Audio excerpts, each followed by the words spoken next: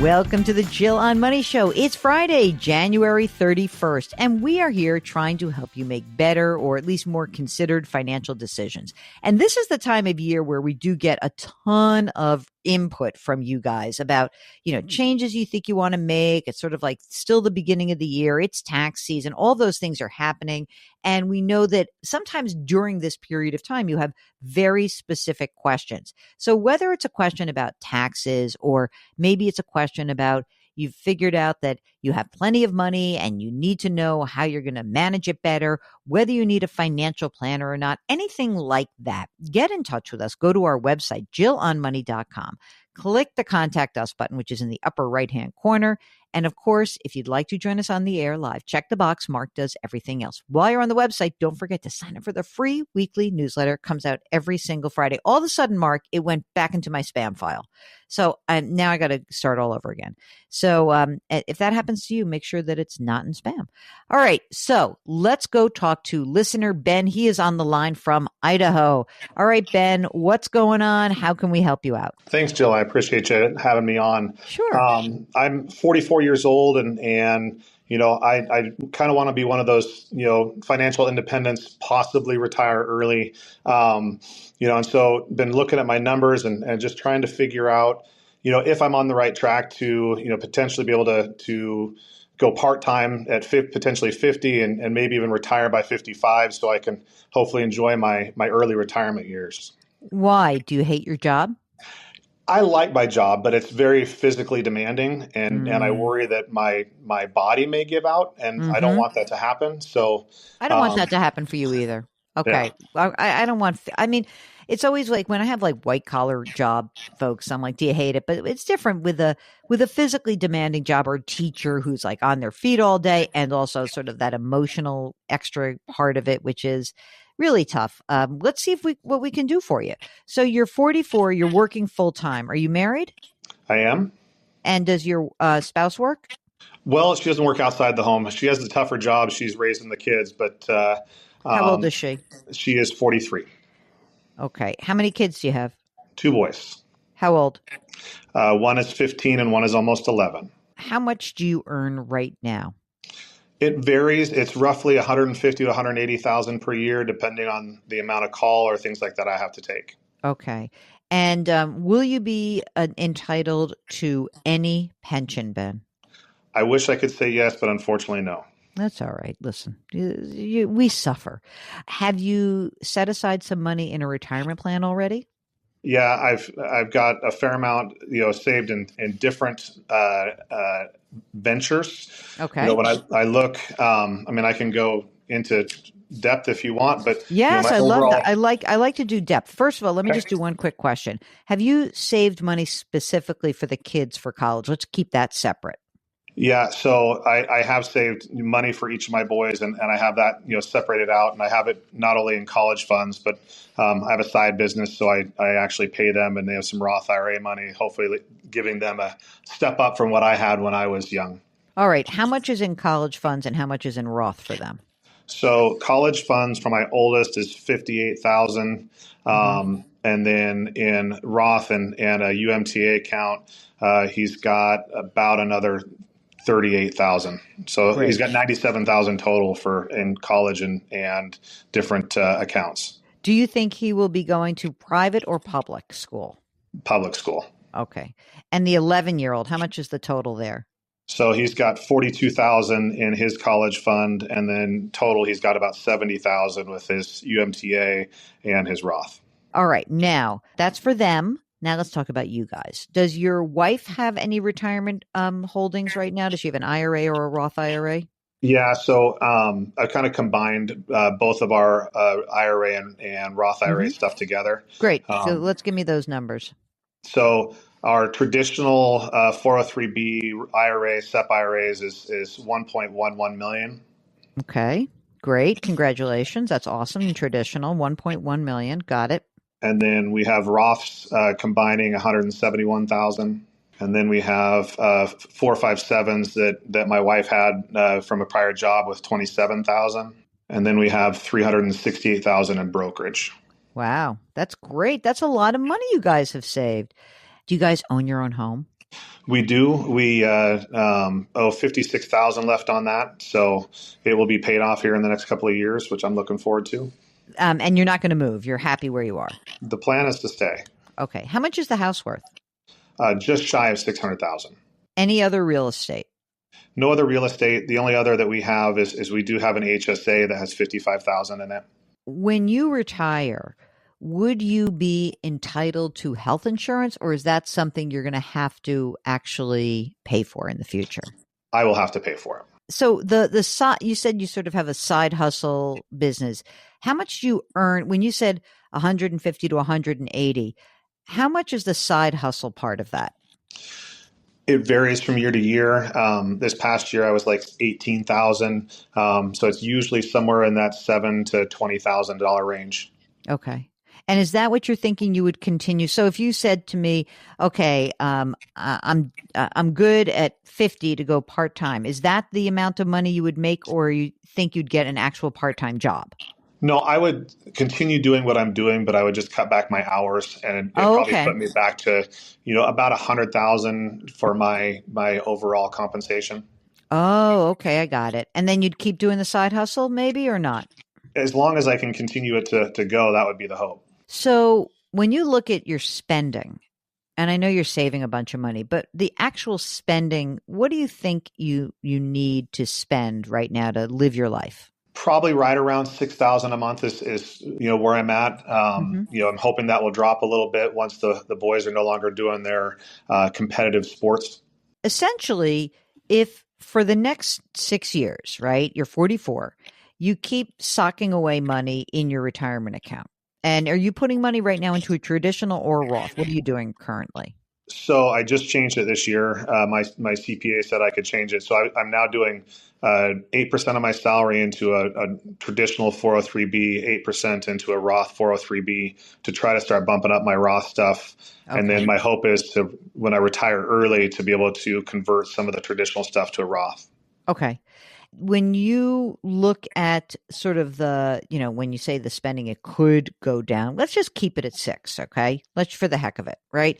And then let's also presume that when you turn 50 and you go part-time for 100,000, that you're essentially probably not going to be putting money into a retirement account, because you'll have that 100,000. You put up whatever do you have a match? Are you entitled to a match? Yeah, I do.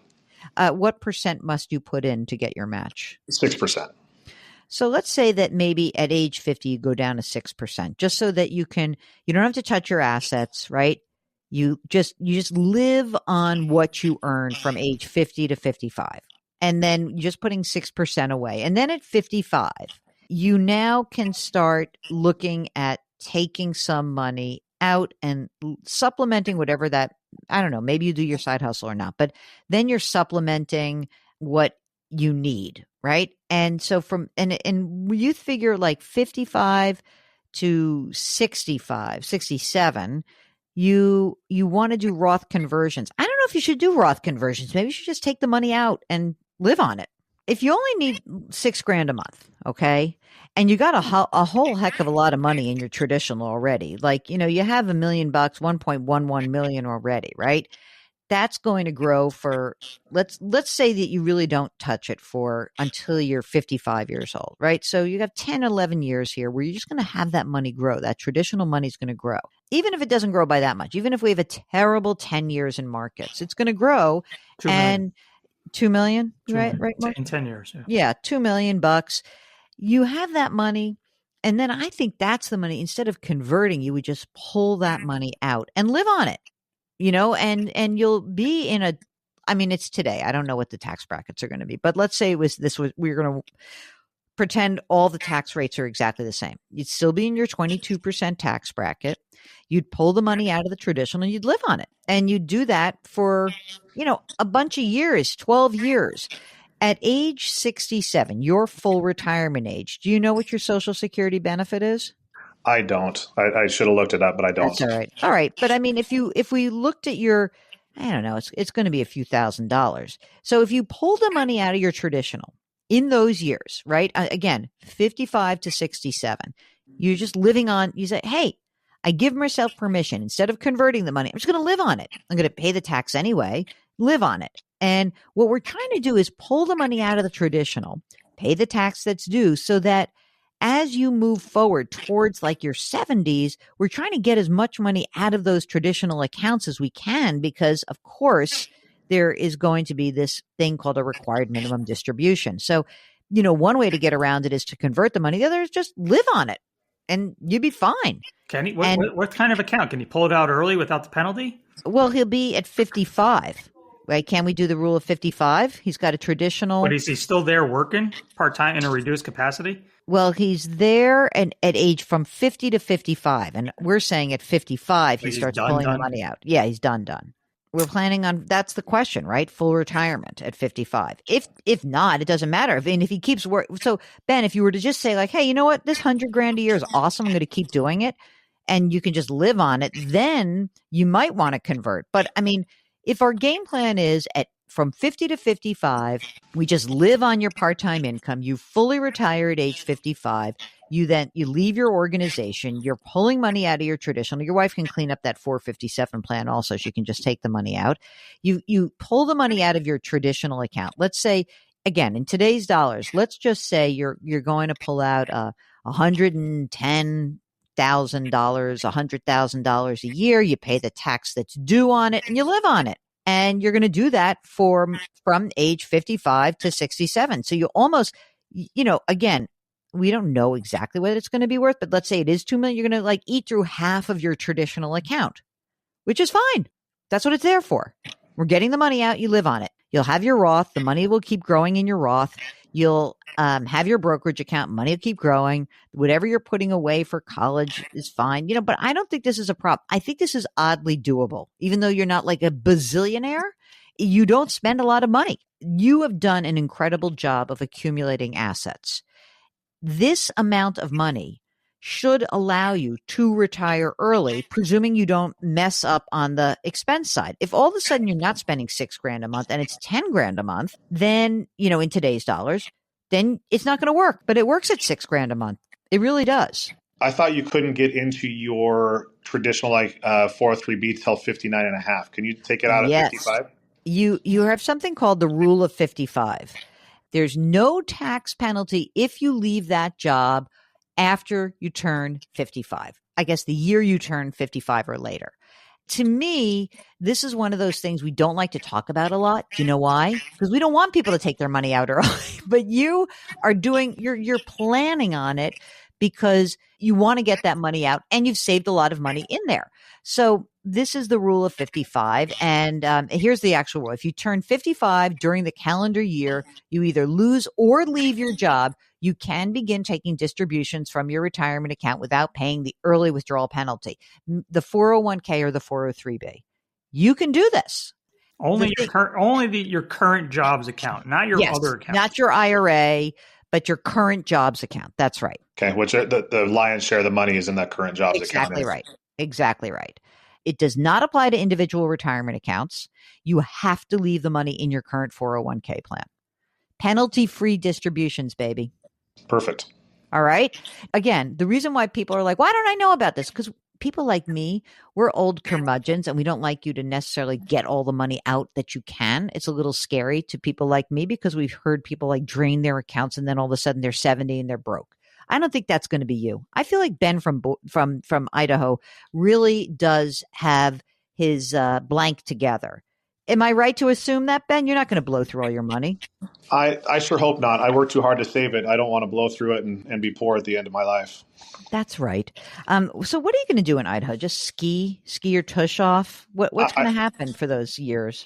Well, the retirement years, the hope is to be able to do a little bit of travel, spend some time with my family. My parents are still young, so I want to be able to enjoy the time that I have with them, and try to enjoy life and enjoy the great outdoors as much as I can while I'm healthy. Also, Ben, do you have all of your estate documents done? We got to protect your income for a while. You have life insurance. What's going on with that? I have life insurance, and I have 5 more years on that, and then I'll have to re-up it.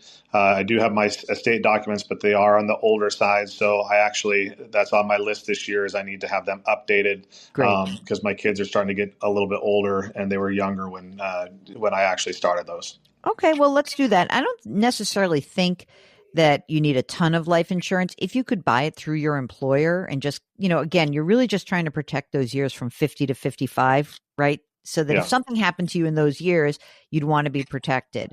And so maybe if you could just bump that up a little bit, that would be helpful. Or maybe just look and see right now, if you went privately, what would a 10-year policy cost you just to add that little layer on top? So basically just to get to me until 55. Is that exactly right? Okay. I wouldn't wait 5 years until this one expires because it's going to cost you more money. Right. I would do it now for sure. Okay.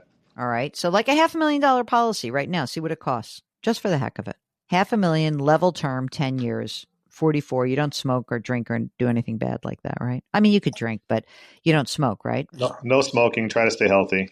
All right. Keep staying. I feel like everyone in Boise must be healthy. I don't know. Maybe the whole state. I'm going to go for it. I've never been to Idaho. Should I come? If you like the great outdoors, yes, you should. It's a beautiful place. The mountains are amazing. Rivers and lakes are awesome too. All right. I'm going to put it on my list. That could be a place I come. This is great. All right, Ben, good luck to you. Go get some insurance. Don't lose your job and keep doing what you're doing. Everyone else, should you invoke the rule of 55? You want to know more about it? See if you can do this. It's one of the reasons actually that it could argue for against rolling over a retirement account. You know that? It's just like we always talk, roll it over, have control. Well, you lose the ability to do that. You cannot invoke the rule of 55 for an IRA. So maybe that's something we should be thinking about more often. Give us a holler if you've got a question about that or anything else going on in your financial life. Go to JillOnMoney.com, click the Contact Us button, write us a note, and if you'd like to join us on the air live, just check the box. Mark will do everything else. Hey, you can subscribe to us on the Odyssey app or wherever you find your favorite podcast. Please leave us a rating and review wherever you listen. And it is Friday, so let's do some business. Our music is composed by Joel Goodman. Mark Talercio is our executive producer and king of all things web. We are distributed by Odyssey. We ask you to do something nice for someone else today. It's going to make that person feel good, and it's going to make you feel good. Change your work, change your wealth, change your life. Thank you for listening. We'll talk to you next week.